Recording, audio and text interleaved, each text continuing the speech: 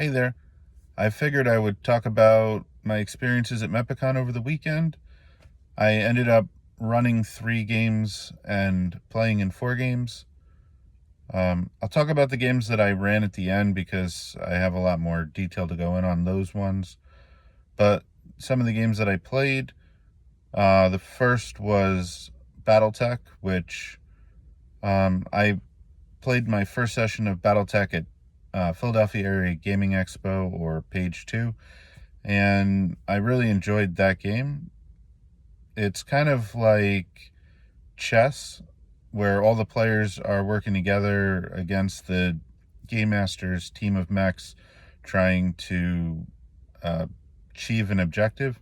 In our case, there was a bunch of trucks that were taking foot soldiers to a base to try to loot it, and then there were some enemy mechs protecting the trucks, and our objective was to destroy the trucks before they could take the loot from the base to off the map.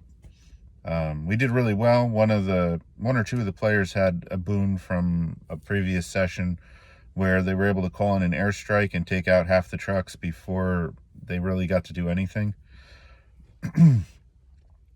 The second game that I played in was Starfinder Society. It was the first time that I'd ever actually played Starfinder. I thought going back to the older action economy of swift action, standard action, full round action, move action, and all of that was going to be kind of off-putting, but in actuality it was fine, although I would say that I don't miss all of those different action types, even though 5th edition does use a lot of different action types in that bonus action movement.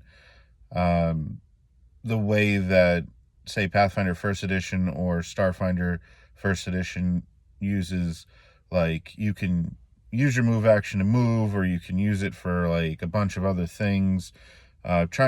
It's almost like they were trying to find a way to make it where you could do other things with actions that almost doesn't make sense, but it was like, okay, well, a move should take this much time, so if you don't want to move, you can use your move action for this, or if you don't want to move and you don't want to take a standard action, you could do this like full round thing. And that's what I ended up doing the whole time. I forget if I was playing an operative or something. I think operative, the rogue from Starfinder anyway. And my full round action was to make a stealth check, and then if I succeeded, the enemy was flat-footed. And then as part of that, I could also move up to 30 feet and make an attack against the creature. And if I had succeeded at the stealth check, then I got an extra d4 damage, kind of like sneak attack.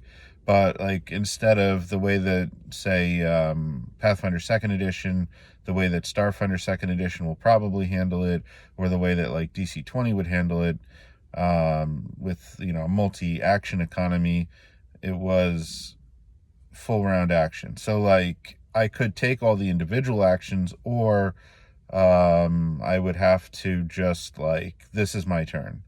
And 9 times out of 10, that was my turn doing that special like full round thing. I would say the shout out to the GM for that game. Ben did an excellent job running the game. High energy, lots of just bubbly, and you could tell that he really enjoyed the game and the system. So the third game that I got to play in was the House of Lost Dolls. Interesting game. It uses a partial deck of cards as the random mechanic. Interesting mechanic too, in that the deck is comprised of the 4 suits and then ace through 8.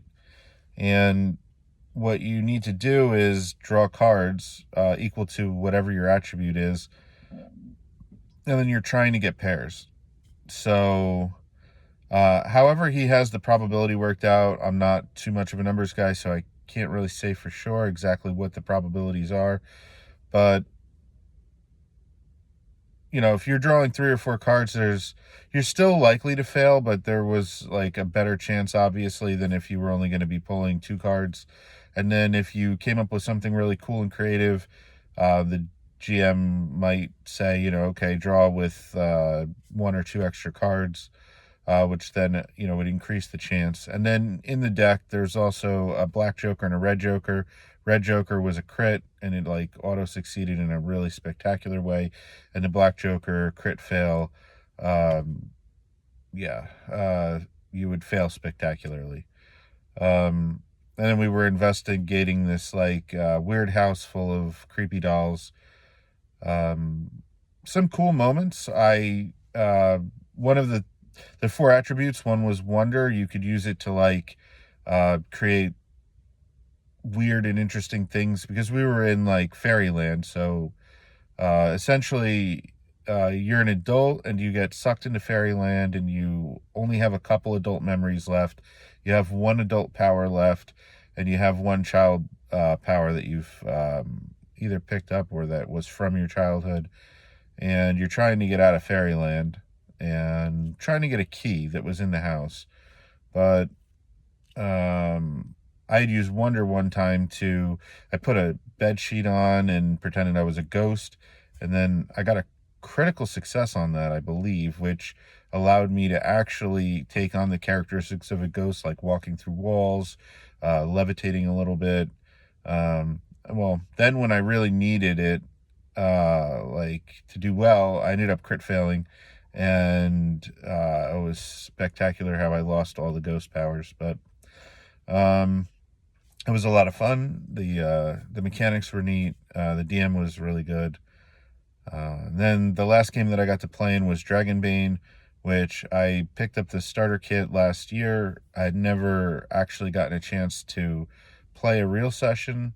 What I did end up doing was running a couple solo sessions, one for myself, one for me and Allie, and one for me and another friend. So to get to actually experience the system run by somebody else, it was definitely a high point for me at the convention. But if I had to say what my favorite game was throughout the entire convention, it was definitely the 3 sessions of DC-20 that I ran myself. Normally when I go to a convention, if I am running games, I'm running them more so that I can get in, versus, to get maximum enjoyment out of the game. Because it is a lot of work at the con, because, a lot of prep, there's a lot of pressure to, especially in the case, I'm running DC-20. I want to, do the game justice and provide, a good experience so that people want to check it out. But I feel like I did really good lead work getting all the stuff prepped. You could check out the short that I posted while I was at Mepacon to see the prep that I did. And I've run Lost Mines of Phandelver at least 7 times, and yet the players at this con surprised me with some of the things that they did. So I'll just go through some of the highlights from each game. The first game, and I should state that I only had 4 tickets available for each game, so I was only supposed to have 4 players for each game. But the first day, on Friday, I had 4 signed up, 2 people sat down, and then slowly the other 4 trickled in. And I say the other 4 because those first 2 hadn't actually signed up, but they had already picked out characters and stuff, and I couldn't turn them away. So I was like, sure, yeah, we'll run this for 6. I think having 6 players, it made it a little bit easier for them, but it was still fun for everyone. And some of the highlights, I used the new upcoming 0.9.5 initiative system, where I set a DC. It's a lower DC than it normally would have been, but half the players need to beat it. And if half the players beat it, they get to go first. And then the players also get to pick their initiative order. So it led to some pretty cool storytelling moments. And I don't think I'll go back to the old initiative. I think that method is very good, especially the players picking their initiative, because rather than like the order being dictated by random dice, the order is really more story driven, and it just, I don't know, it flows better, it feels better. um yeah, anyway, it's definitely preferable. If you haven't tried it, I would definitely recommend. um the second game, again, I was only supposed to have 4. I ended up with 5 for a little bit of the game. Unfortunately, the one guy, he had another game that he needed to get to. But I got to share the game with yet another person. And then the uh, the last game, I was only supposed to have 4. Um, when I went down to set up, I only had 3 actually still signed up. Only 2 of those showed up. I was ready to DMPC a character so that they had a third body on the field, and then 2 people walked up and were interested in playing. So I took them on, and then a 5th person walked up, and again, I couldn't say no. Like, wanted to share the DC-20 love. So in the first game, something that stood out was the barbarian player. I'm going to spoil a little bit, but they're inside the Cragmaw hideout. There are 3 wolves that are tied up, and she interacted with the wolves and tamed them some, and wanted to take them with her through the dungeon. Now, usually people don't fight the wolves anyway. They tame them and let them go, or they just ignore them entirely. Well, she wanted to take them with, and she actually did get them to attack one of the goblins. What I did is I had her spend an action point to command the wolf, and then make an animal check. If she passed the animal check, then she could spend that action commanding the wolf to move and make an attack or something. Or but she was just commanding them all 3, so it was 3 of her actions. Seemed really fair. Really epic way to handle it, I think. She tried to sick the wolves on the boss of the cave, and I had her make that check with disadvantage because, big bad boss.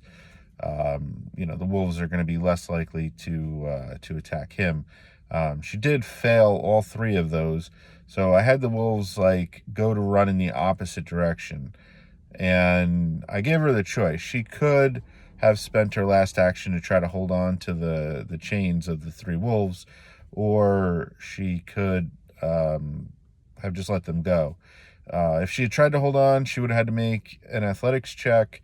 If she had failed that, then I would have either let her just let go for free, and the wolves would have just run off, or if she held on, she was going to be, dragged by the wolves. So interesting possibilities there, and the action economy of DC-20 just allowed it to flow pretty seamlessly. I'm going to come back to the second game. I'm sure that there was something in the second game, but the third game, I've never seen the hideout handled the way that I did there. They rolled for initiative right outside the cave when they spotted the goblins in the blind, and because on the first player's turn they won the initiative and they killed the first goblin, I activated the other goblin, of course, because it's the only one left. And I was trying to think, would it actually attack here? There's only one left. No, he's a lookout. He's gonna, full action, full disengage and run back into the base. So that's what I had him do, and I had him start letting the wolves go. So then that also turned into a combat with the wolves, which doesn't usually happen. But what the players ended up doing was going up the fissure up into the boss's room, and one of the players went the other way around. But essentially, they were fighting the whole dungeon at one time, and they never actually stopped to take a break and assess. It was non-stop adrenaline rush through that entire dungeon in a way that I've never seen before. pretty epic moment for sure. The second game, I do remember now what happened. One of the things is they did a similar kind of like, but they interacted with the wolves. They left them chained up. They just kind of tamed them so that they could get into the room. But I think it was the champion, went up the fissure by himself and then charged the boss of the cave. So it's the boss, his wolf, so a bugbear, a wolf, and two goblins, and he charged right in there. The other people were still at the bottom, hadn't even had a chance to climb up yet or anything. And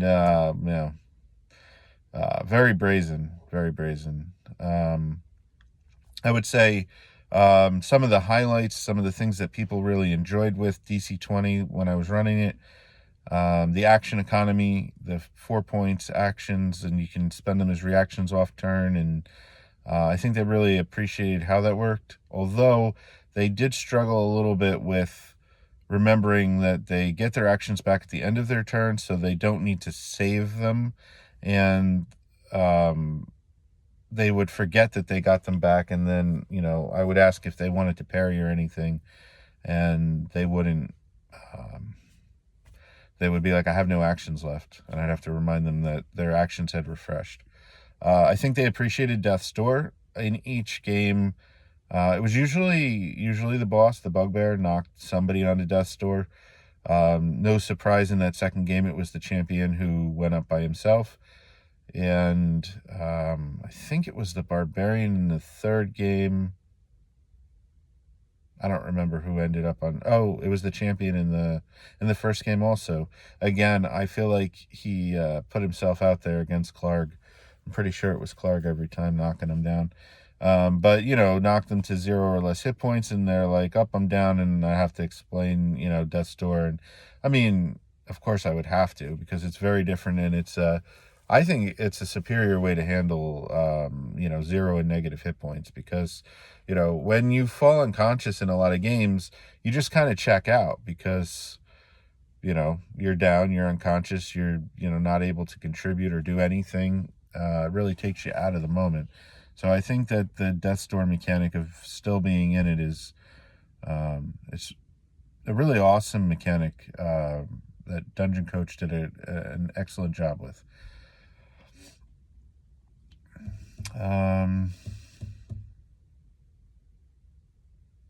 The other thing with the action economy, I think, was like the ability to give themselves advantage on things.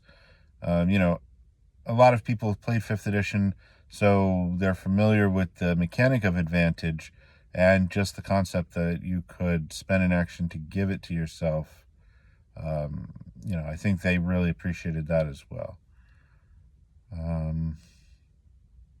Anyway, yeah, they all had great feedback and had a great time. I am kind of working on my own game system, and it's very, very rough at the moment. I wouldn't even say that it's like 0.5, but anyway, or 0.05, it's not even like half a point finished or anything. But I did get to test it out, and that was probably the absolute highlight of the entire convention for me. I had about 30 minutes between games at one point, and one of the players who was going to be playing in the next game that I had run into there, he wanted to check it out, and in less than a half an hour, I was able to roll up a character with him and teach him the game and run through a combat. So I don't know that I'm quite ready to showcase what I have, but if you are interested in hearing about it, or I'm honestly considering possibly doing some live play with Geeked Out using the system that I'm making. So if it's something that you're interested in seeing, let me know in the comments. And until next time, keep rolling with us.